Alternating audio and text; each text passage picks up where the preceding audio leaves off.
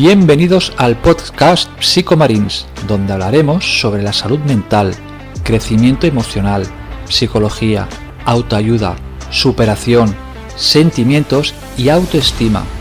Aquí encontrarás una variedad de temas relacionados con el bienestar emocional y el desarrollo personal, con el objetivo de brindarte herramientas y recursos que te ayuden a crecer y mejorar en diferentes áreas de tu vida.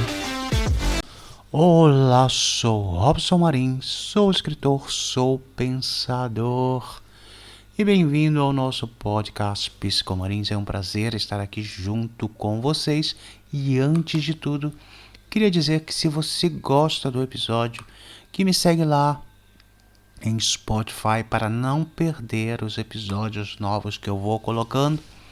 E é um prazer estar com você e dizer também que você pode seguir-me nas minhas redes sociais, também na minha página www.marisbreu.com, e também os meus livros estão disponíveis em Amazon em português, espanhol, em inglês, em uma variedade em que você pode escolher para ler. E é um prazer. E hoje a gente vai conversar sobre desvendando a mente. A gente vai entender esses 3 conceitos que às vezes confunde a nossa cabeça, que é paranoia, desconfiança e a esquizofrênia.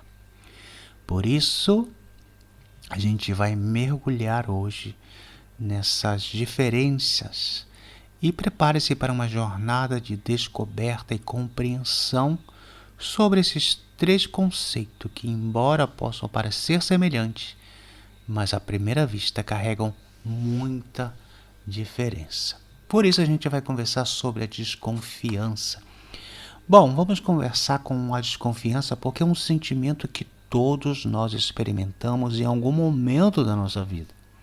A desconfiança é uma reação natural a situações incertas ou a pessoa que a gente a gente não tem aquela boa vibra, que a gente começa a suspeitar.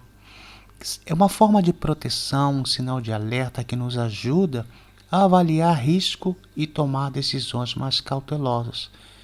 Por isso que a desconfiança, em níveis moderados, é saudável e adaptativa.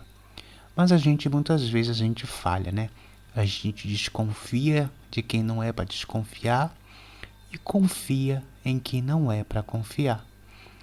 Mas agora entramos com a paranoia. Vamos adentrar no terreno da paranoia, porque a paranoia é uma desconfiança exagerada.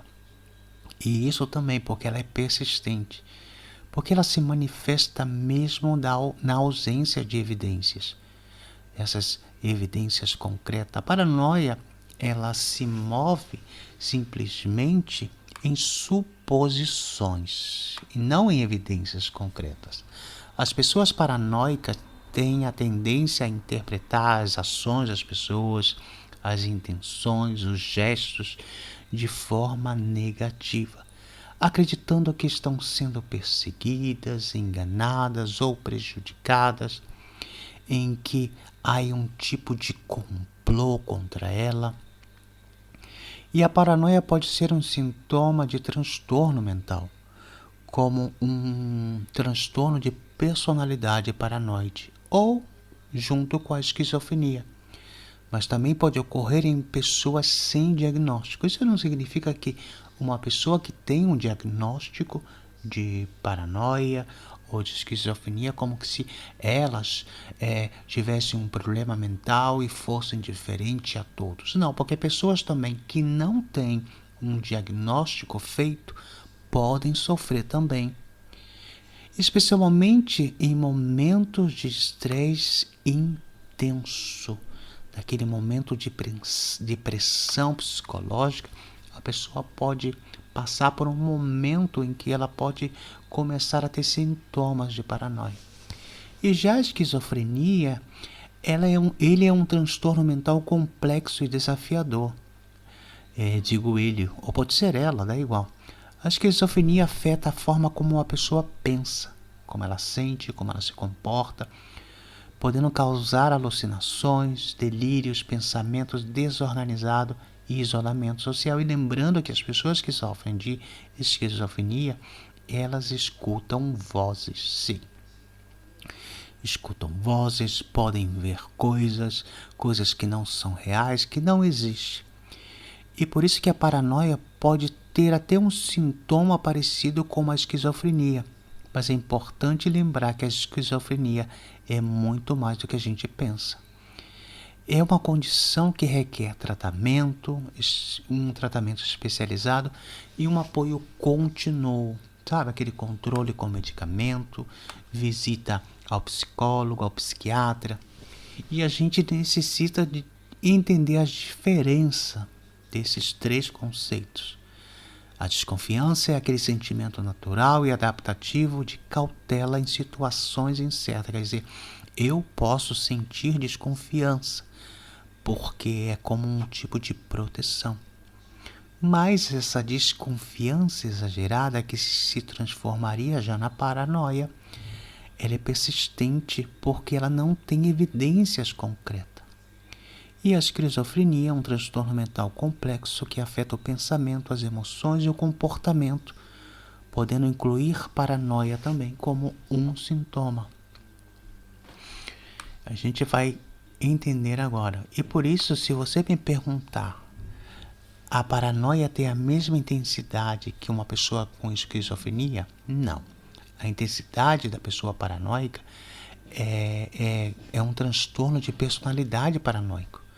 Então, uma pessoa que sofre com esquizofrenia pode variar. Bom, então a gente pode entender que esses três sintomas, que o transtorno de personalidade paranoide é uma característica central e persistente, algo que é persistente. A pessoa experimenta desconfiança intensa, generalizada em relação aos outros, interpreta as coisas como que se fosse algo malicioso, sem evidência alguma. E essa desconfiança pode afetar profundamente os seus relacionamentos, a sua vida diária, a sua vida no trabalho, porque isso pode prejudicar. Porque a pessoa que sofre paranoia, ela tem uma dificuldade também na hora de sair no transporte público, porque acha que as pessoas estão falando mal dela, que as pessoas estão rindo dela, que estão reparando ela. Então é uma luta constante na mente da pessoa paranoica, em que ela está totalmente em alerta e exausta mentalmente.